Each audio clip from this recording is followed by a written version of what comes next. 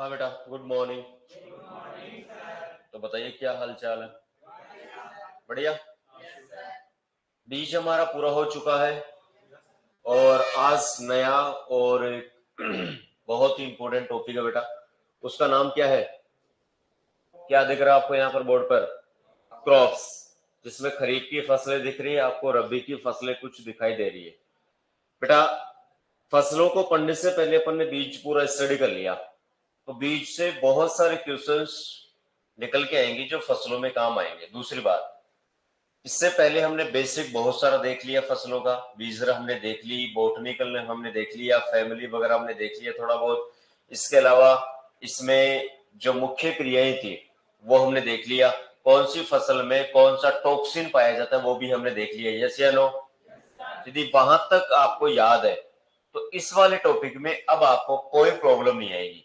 तो इससे पहले जो बेसिक अपन ने पढ़ा था वो पूरा का पूरा आपको याद होना चाहिए। यदि बेसिक याद है तो फसलों में आपको कोई डर नहीं होगा बेटा। अब फसलों को स्टार्ट करने से पहले भी अपन फसलों का थोड़ा बहुत और बेसिक है, जो एक दो क्लास का मैटर है, उसको अपन पहले देखेंगे और उसके बाद फिर वन बाय वन अपन जो क्रॉप्स है उनको अपन क्या करेंगे, स्टार्ट करेंगे। तो हेडिंग डालिए आज क्रॉप्स, और उसका हम बेसिक देखते हैं बेटा। यहाँ पर आपको दिख रहा होगा वीट, बार्ले, पीस, ग्राम्स। ये तो होगी बेटा रबी की। ये पेडी, मेज, बाजरा, जवार, ये सभी किसकी है बेटा? ये है खरीफ की। तो बेटा यहाँ पर अपन छोटी छोटी बातों को देखते हुए चलेंगे जो काफी इंपॉर्टेंट है। क्रॉप्स, और क्रॉप्स को अपन क्या कहते हैं बेटा? फसलें। क्या कहते हैं बेटा? फसलें। अब देखो फसलों की यदि आपको मैं बात बताऊं, पहले फसलों को लिखने से पहले इसको समझेंगे है क्या, और कितने क्वेश्चन यहां से आपके सीवीटी और जेट में पूछे जाते हैं। तो जरा एक बार सामने देखें, बाद में जो भी है लिखने का तो कोई काम नहीं है। सामने देखो एक बार बेटा, आपके दो टेस्ट हैं। फर्स्ट है आपका सीयूईटी और सेकंड है बेटा आपका जेट। जेट में इस बार आपके कितने क्वेश्चन पूछे थे? जेट 2023 में 6 क्वेश्चन। कितने क्वेश्चन पूछे थे? 6 क्वेश्चन। मतलब आपके एग्रोनॉमी, मैं एग्रीकल्चर की बात करूं तो एग्रीकल्चर में कितने क्वेश्चन आते हैं? 40। 40 में से 15 क्वेश्चन किसके? एग्रोनॉमी के। 15 क्वेश्चन हॉर्टिकल्चर के और 10 क्वेश्चन एनिमल हस्बेंड्री के। तो बेटा 15 में से 6 क्वेश्चन तो केवल कहां से पूछ लिए? बड़ी बात है कि नहीं है? अरे आधा आधा लगभग आधा पोर्शन हुआ कि नहीं हुआ? मतलब पूरी एग्रोनॉमी में 15 क्वेश्चन पूछेगा, उसमें से 6 क्वेश्चन सिर्फ एक टॉपिक से, और उसका नाम क्या है? और उसमें से भी पूछो कहां से? अरे पूछो कहां से? खाद्यान्न फसलों से। कहां से? कितनी फसलें? 6 फसलों से 6 क्वेश्चन एक ही टॉपिक से पूछ लेता है। तो बड़ी बात है कि नहीं है? अरे बड़ी बात है कि नहीं है? इंपॉर्टेंट टॉपिक हुआ कि नहीं हुआ बेटा? अरे हुआ कि नहीं? यस या नो? तो यहां पर 6 क्वेश्चन आपको फसलों से पूछेगा बेटा जेट में। सीवीटी में आपके कम से कम 4-5 क्वेश्चन के आसपास पूछ लेता है बेटा।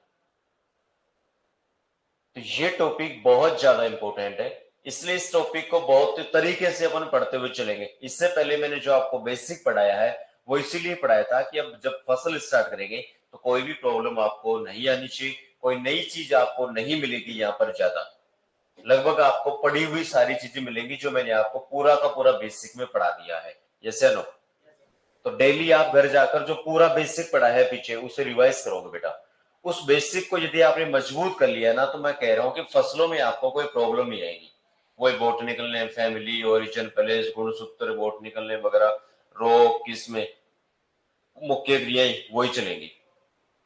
अब देखो यहाँ पर ये पैटर्न समझ में आ गया? आ गया क्या बेटा?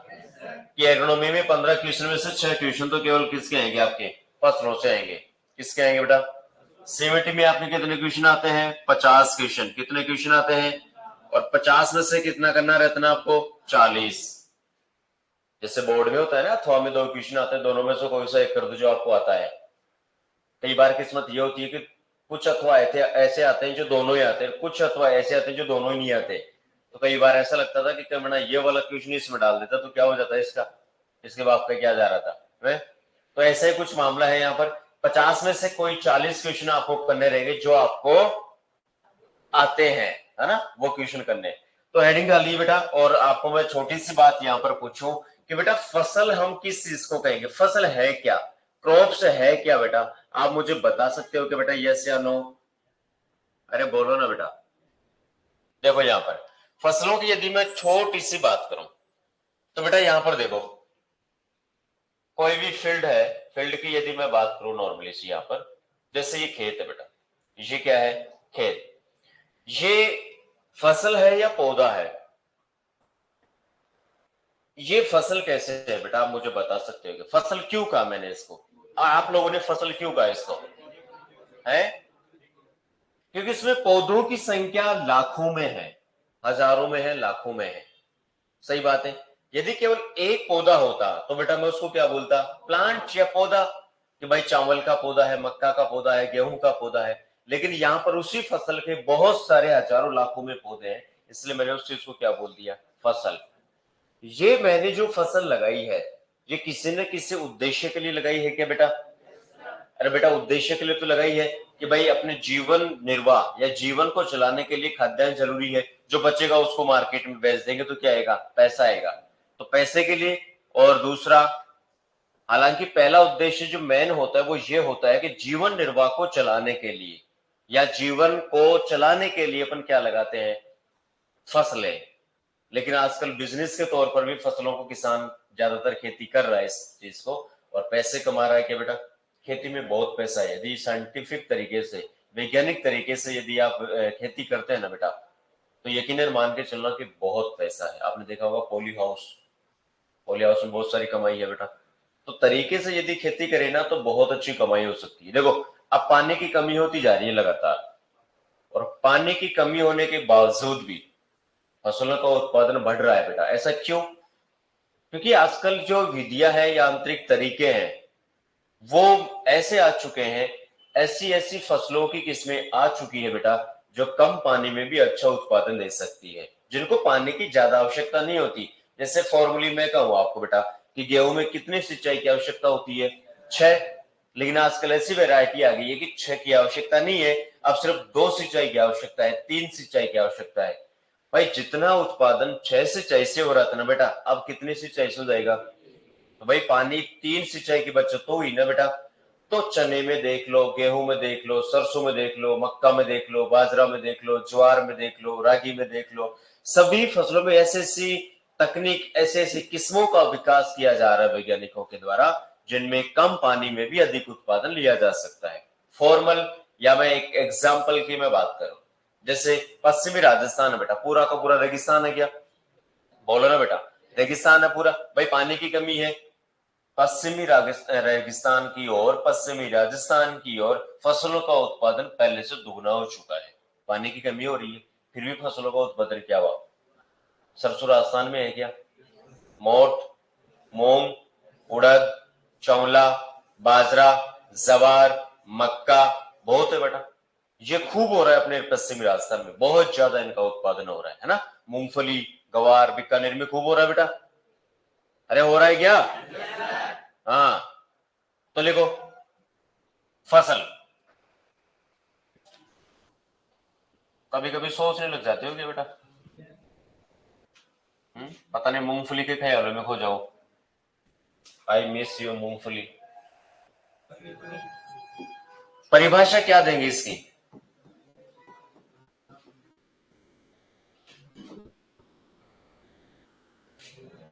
परिभाषा को क्या कह सकते हैं भाई, किसी न किसी उद्देश्य के लिए आपने जो फसल लगाई है। तो देखो फसलों से तात्पर्य विभिन्न प्रकार की फसलों को,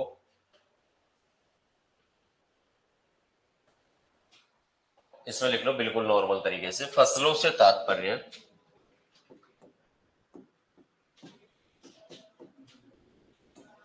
फसलों से तात्पर्य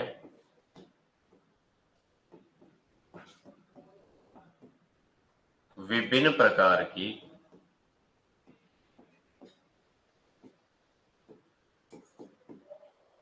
विभिन्न प्रकार की फसलों को उगाना।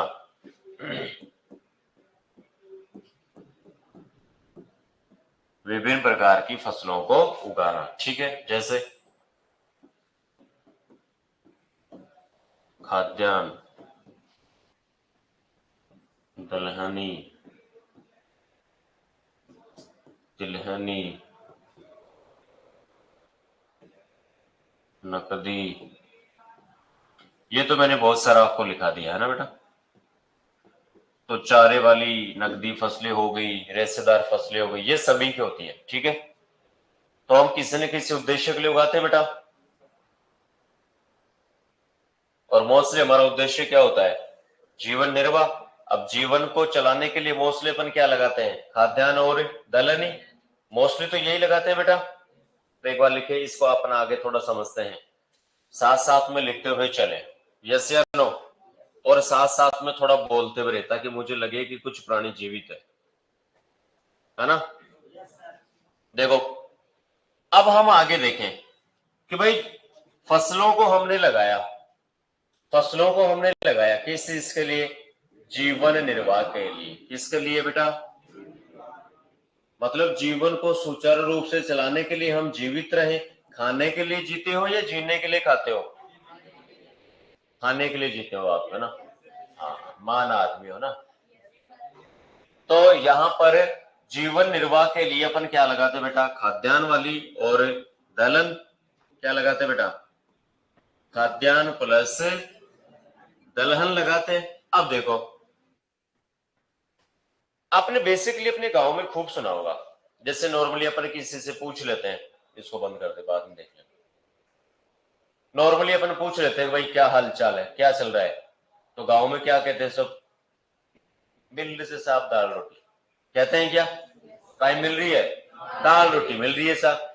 अब वो जो दाल रोटी है वो कहां से आ रही है बेटा? दाल तो यहां से आ रही है, और रोटी कहां से आ रही है? आ रही है क्या?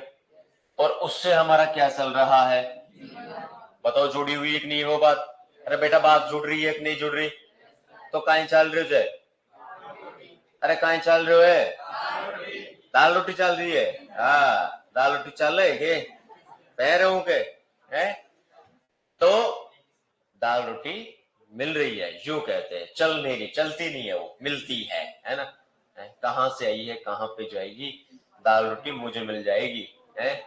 तो देखो यहाँ पर खाद्यान्न और दलहनी फसलों को मिलाकर अपन ने कहा है कि जीवन निर्वाह के लिए हम क्या लगाते बेटा? फसलों को लगाते। अब छोटी सी बात निकल के यूं आती है, क्या कि भाई विभिन्न प्रकार की फसलों को आपने लगाया, नो डाउट, लेकिन हमें तो ये बताओ मास्टर साहब कि फसलों के अध्ययन को क्या कहते हैं? चलो मुझे बताओ, बताओ। तो मैंने आपको लिखाया था बेटा, फसलों के अध्ययन को क्या कहते हैं? सीरियोलॉजी, वेरी गुड। फिर फसल चक्र के अध्ययन को क्या कहते हैं? एग्रोनॉमी। अरे बेटा, फसलों के अध्ययन को क्या कहते हैं? और फसल चक्र के अध्ययन को क्या कहते हैं? तो फिर कभी कभी बावड़े हो जाते हो क्या आप लोग हैं? तो फसलों के अध्ययन को तो क्या कहा? देखो मेरे साथ, फसलों का अध्ययन, ये तो क्या कहलाता है? एग्रोनॉमी। बेटा इसके पापा कौन है? पीटर डिक्रेसन जी।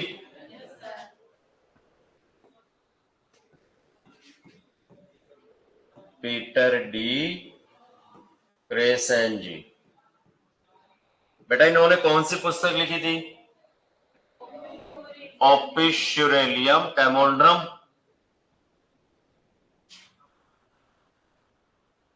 ओपियस शुरेलियम कैमोड्रम। बेटा हवा लगाने के लिए उतने दम भी चाहिए फिर, कि सही टकरा कर हवा वहीं रुक जाए, आगे ना जाए। फिर एक और चीज आती है बेटा, क्या कि आधुनिक सस्य विज्ञान के जनक कौन है? भाई सस्य विज्ञान की तो बात कर ली, लेकिन हमें तो ये बताओ ये किसका है? सस्य विज्ञान के ना, ध्यान रखना बेटा। मतलब एग्रोनॉमी के जनक तो कौन हो गए? पीटर डिक्रेसन जी। और आधुनिक सस्य विज्ञान के कौन हो गए बेटा?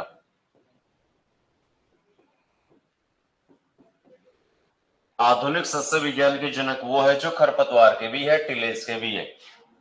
जैथरो टूल है कि बेटा?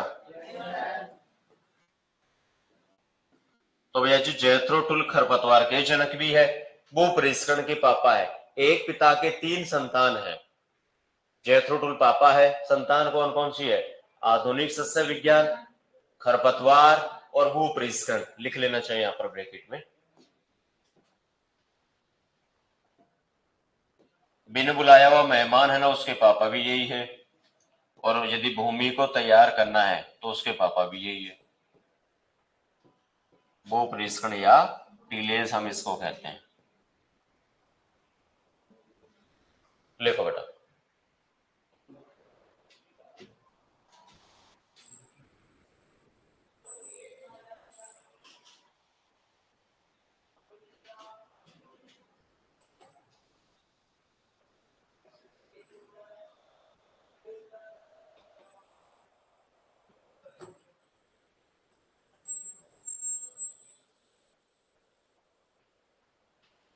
लिख दिया।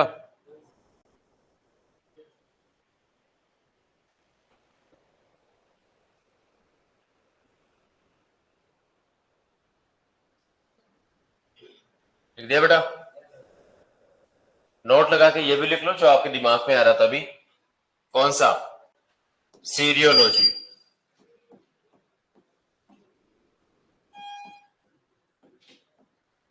सीरियोलॉजी कहते हैं बेटा किसको? फसल चक्र के अध्ययन को।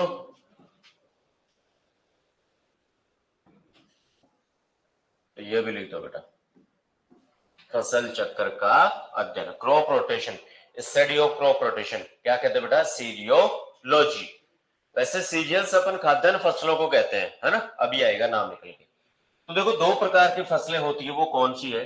यदि मैं सीधा लिखूं यहां पर खाद्यान्न, तो खाद्यान्न में क्या क्या आता है बेटा? खाद्यान्न में आता है भाई साहब अनाज प्लस दलहनी। क्या आता है बेटा? अनाज प्लस दलहनी। समझ गए क्या?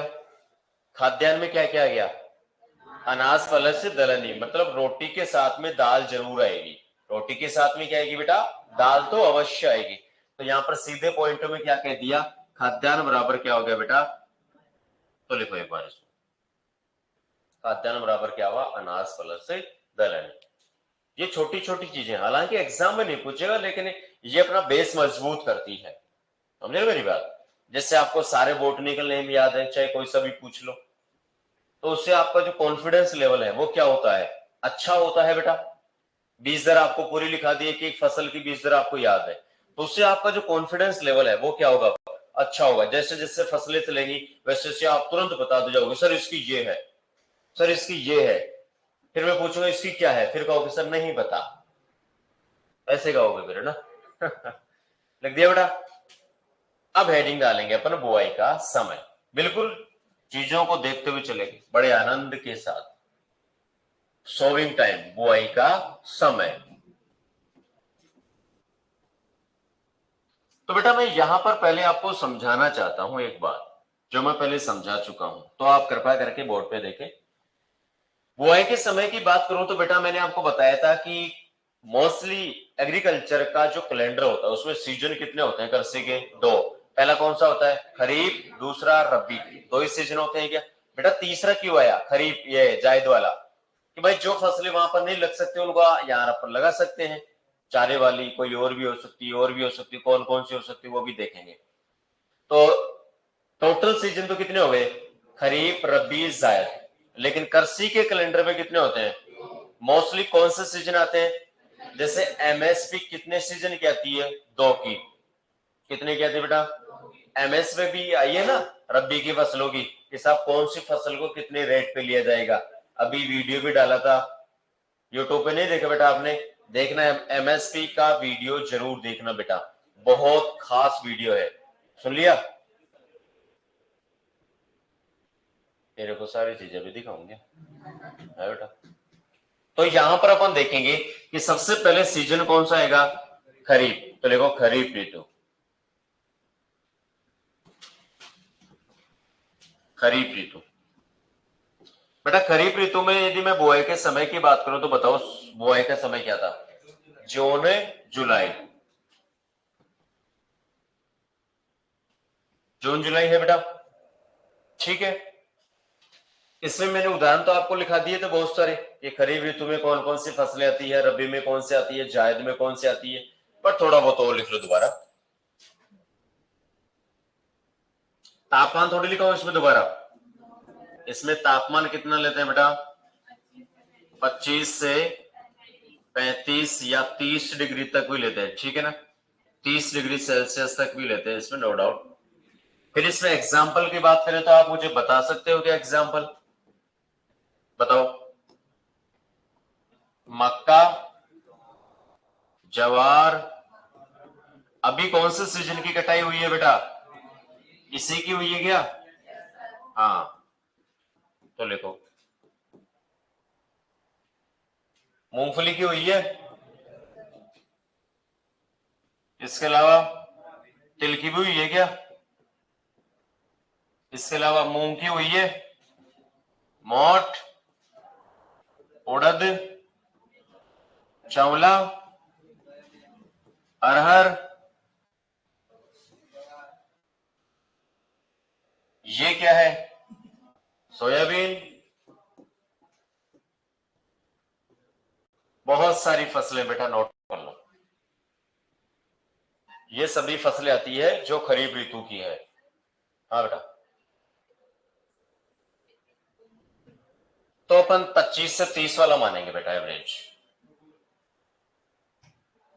और वर्दी के लिए पूछे ना, वर्दी के लिए तो 30 डिग्री से ऊपर जाता है तापमान। खाद्यान्न फसलों में एक चीज कॉमन है कि वर्दी के लिए तापमान पूछे तो वो 30 से ऊपर ही मिलेगा लगभग आपको, कि फसल की बढ़वार या फसल की वर्दी के लिए तापमान तो 30 डिग्री से ऊपर ही पूछेगा। और वर्दी से रिलेटेड आपको सिर्फ खाद्यान्न फसलों से क्वेश्चन पूछेगा। हाँ बेटा, परिपक्वता मतलब उस समय तापमान फिर 25 के आसपास चाहिए, वर्दी के लिए तापमान ज्यादा, परिपक्वता के लिए कम, 25 से 30 वो एवरेज से बैठता है दोनों में। लिख दिया बेटा, यस या नो। आगे चलें, अब लिखो रब्बी ऋतु।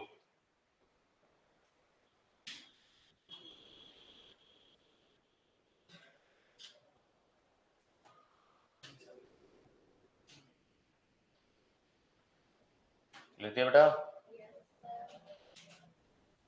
आयो। सेकंड लिखो रब्बी ऋतु।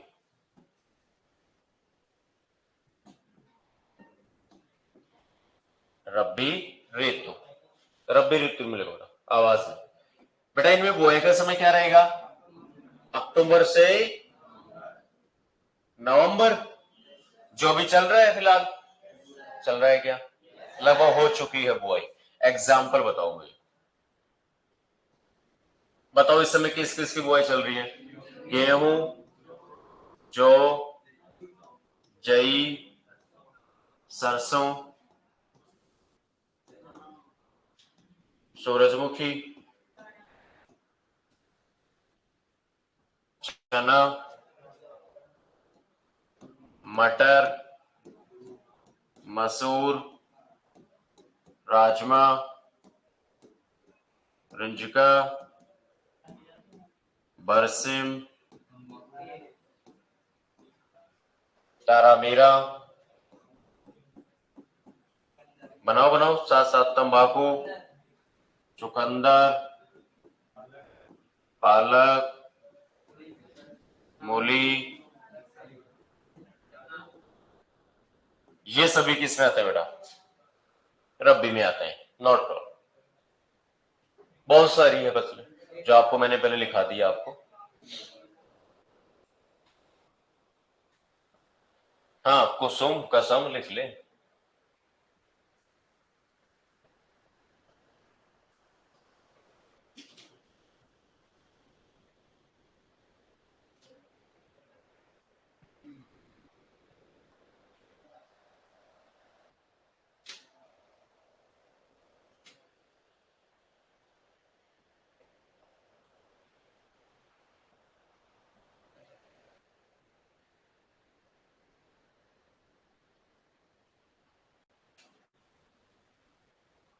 हो गया बेटा, चले आगे। अब लिखो जायद, लिखो बेटा लिखो।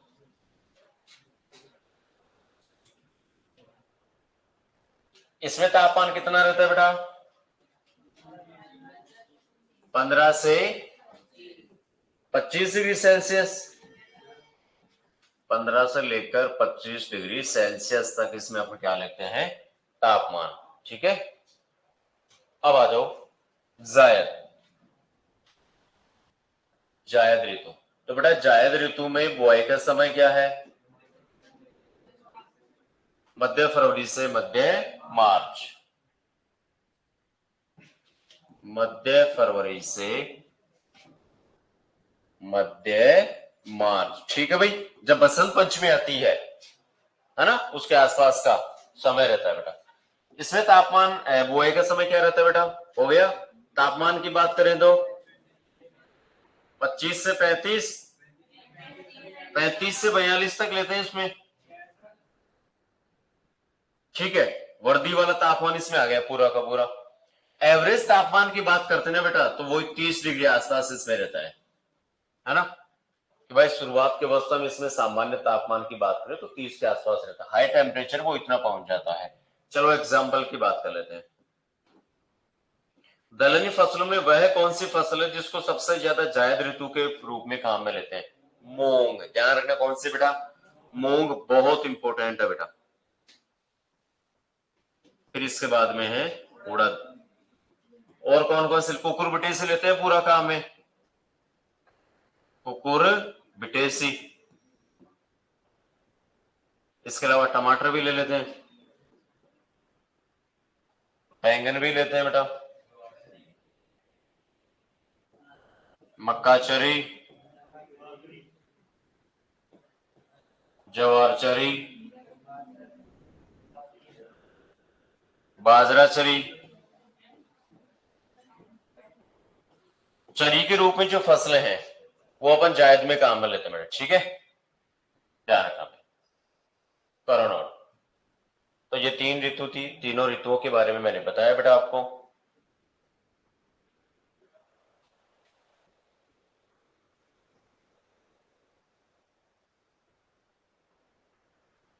जायद में उड़द आ गई ना बेटा। मोस्ट मूंग है बेटा ज्यादा।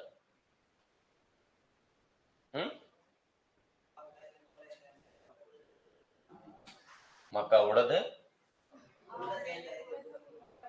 उड़द भी इंपॉर्टेंट है बेटा, जायद में आ रही है तो इंपॉर्टेंट तो है ही। लेकिन मान लो कि ऐसा हो जाए कि मूंग उड़द दोनों एक साथ दे दे, तो फिर वहां पर अपने को कौन सा मानना पड़ेगा?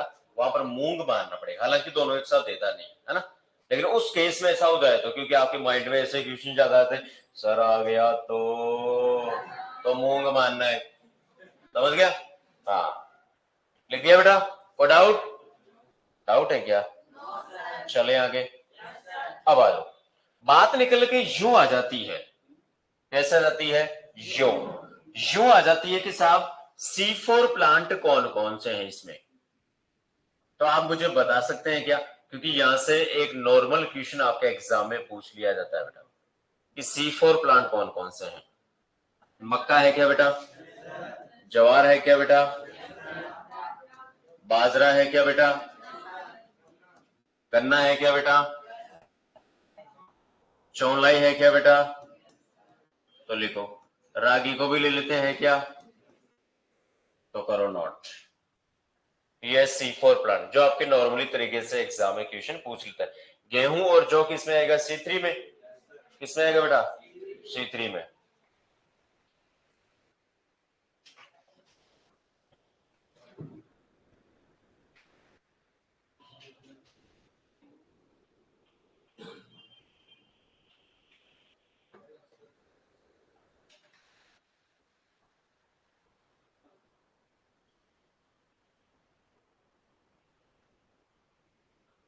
हो गया? अब देखो, यहां पर अपन बात करें छोटी सी, कि भाई इन फसलों में आप वो फसल बताओ जो द्विवर्षीय है। कौन सी है? इन फसलों में वो फसल बताओ जो तीनों ऋतुओं में लगाते हैं। पता लग गया? तो लिखो आगे, तीनों ऋतुओं में लगाई जाने वाली फसल। तीनों ऋतुओं में लगाई जाने वाली फसल।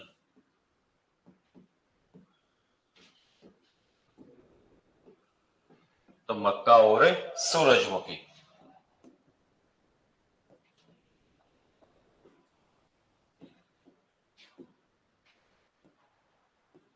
बेटा सूरजमुखी का तो क्वेश्चन इस बार जेट 2023 में पूछा हुआ है, सूचक फसल के रूप में, है ना। अभी मैं क्वेश्चन लिखा दूंगा आपको। तो लिखो, तीनों ऋतुओं में लगाई जाने वाली फसल। अब इसको तीनों ऋतुओं में इन दोनों को क्यों लगाते हैं, कोई ना कोई कारण तो है, तो देख ले। तो उसकी भी बात लिख लो पहले कि तीनों ऋतुओं में लगाई जाने वाली फसल कौन से बेटा, मक्का और सूरजमुखी। फायदा क्या हो सकता है तीनों ऋतुओं में लगाने का, कि भाई भोजन ज्यादा लेगी, प्रकाश ज्यादा लेगी, जल वायु सब कुछ ज्यादा लेगी। तो फिर सर ये दोनों ही क्यों लेती है, कारण तो है क्या, क्या कारण है, क्योंकि तीनों हर प्रकार की जलवायु को सहन कर सकती है। ये दोनों फसलें है ना, तीनों प्रकार की जलवायु को क्या कर सकती है, सहन। जैसे अपन राजस्थान की बात करें तो राजस्थान में जलवायु हर प्रकार की है बेटा, यस या नो। इसीलिए राजस्थान को कितने कृषि जलवायु खंडों में बटा, 10, और भारत को। तो अपन गर्मी को भी सहन कर सकते हैं, बहुत ज्यादा गर्मी को भी सहन कर सकते हैं, सर्दी को भी सहन कर सकते हैं, बहुत ज्यादा सर्दी को भी सहन कर सकते हैं। बारिश तो खैर राजस्थान में होती नहीं है, लेकिन फिर भी हम सहन कर जाते हैं। इसलिए सहन कर जाते हैं कि कोई बात नहीं, इस बार नहीं हुई तो अगली बार हो जाना, इसलिए वो भी हमने क्या कर लिया, सहन कर लिया। समझे मेरी बात। तो इन तीनों में ऋतुओं का या कोई किसी भी प्रकार की जलवायु का ज्यादा फर्क नहीं पड़ता, क्योंकि ये प्रॉपर तरीके से पोषक तत्वों को ग्रहण करने की कैपेसिटी रखती है। और फसलों में ये चीज नहीं होती कि जितना ये खींच सकती है भोजन खाना पीना, वो अदर फसलें नहीं खींच सकती। इसलिए इन तीनों फसलों को अपन किस रूप में भी लेते हैं, सूचक के रूप में भी लेते हैं। तो नेक्स्ट लिखो, मक्का व सूरजमुखी को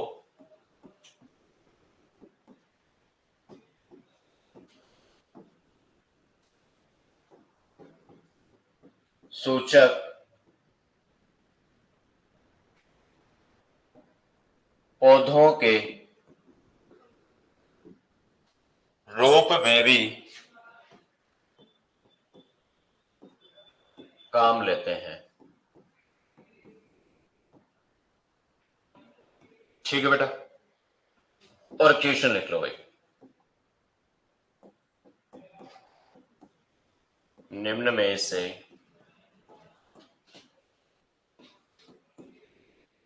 कौन सा एक सूचक पौधा है, कौन सा एक सूचक पौधा है।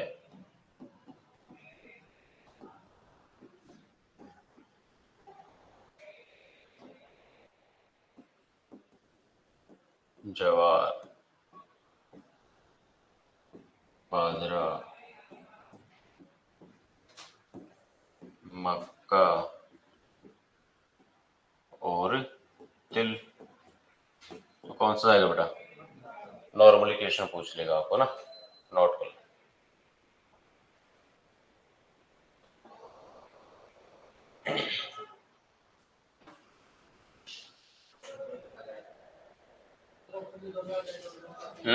दोनों कभी नहीं आएंगे, ऐसे इच्छा हो जो भी क्वेश्चन थोड़ी डाल देता है एग्जाम। ठीक है बेटा, तो आज अपन ने थोड़ा बहुत बेसिक देखा है, वो क्या क्या देखा है एक बार देखिएगा जरा। आज अपन ने स्टार्ट किया था, परिभाषा अपन ने देख ली, जीवन निर्वाह के लिए क्या क्या लगाते हैं देख लिया, फसलों के अध्ययन को क्या कह दिया, एग्रोनॉमी। जनक कौन है, पीटर डी ग्रेसन जी। पुस्तक का नाम क्या है, आधुनिक सस्य विज्ञान के जनक। और किसके जनक है, वो परिष्करण के और खरपतवार के। फिर हमने क्या देखा, फसल चक्र के अध्ययन को क्या कहते हैं, अनाज और दलहनी मिलकर क्या बनाती है। फिर बुआई का समय खरीफ में देख लिया क्या, एग्जाम्पल देख लिया क्या, रबी में भी देख लिया क्या, जायद में भी देख लिया क्या। इसके अलावा सी फॉर प्लांट कौन कौन से वो देख लिया क्या, तीनों ऋतुओं में कौन कौन सी फसल लगाती है देख लिया क्या, और लास्ट में हमने क्वेश्चन भी देख लिया क्या। इसके बाद में हम देखेंगे कल, और यहीं से अपन आगे शुरुआत करेंगे। ठीक है बेटा, थैंक यू।